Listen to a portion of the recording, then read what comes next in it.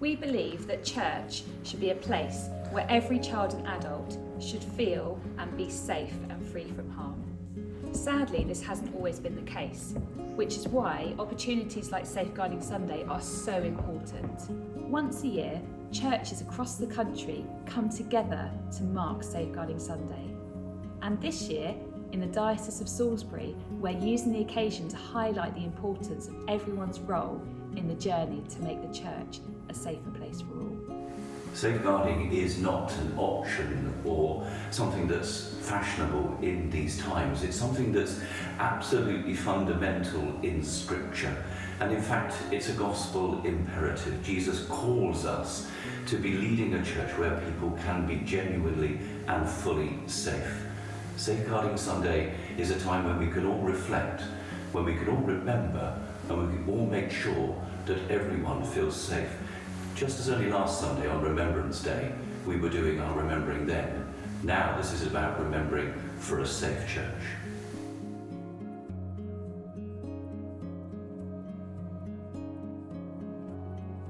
Here in Camford Magna, we're working together as a team to help keep our free churches a safe place for all.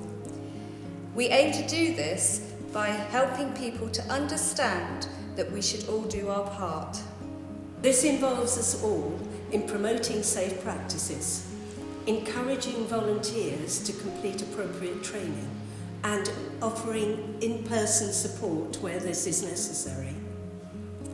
Should anyone raise a safeguarding concern, our aim is to listen and respond accordingly. We oversee and review policies and procedures and maintain up-to-date records. This includes work with the PCC, and we are present at key church meetings. We also liaise with clergy and the diocesan team. What's the best thing about being a parish safeguarding officer? One of the best things for me is seeing a changing culture as people come to realise that safeguarding is just the word that we use for keeping each other safe, and having been involved in that process. I see serving as a PSO as a key area of ministry, and I've enjoyed using the people and ministry skills that I developed through the workplace.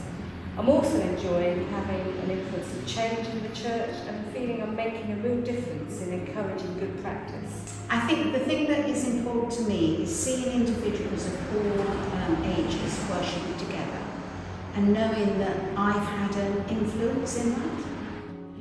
I've been talking with someone who has experienced abuse in a church-related context. Yeah, I mean, so people will often say that abuse couldn't happen in their little corner of the world, but as someone who has experienced abuse within a church context, I can tell you that it not only can, but it very much does happen here. And abuse can impact people who experience it very deeply. It does impact them very deeply, and that can stay with them and change the course of their life forever. Things within the church are getting so much better, and that's a really good thing, that's really positive. But there is a lot more that we can do, a lot more that we must do. I know for myself that what happened to me should never have been allowed to happen by the church, and it should have been much better handled. I should have been better responded to when I first went to talk about it.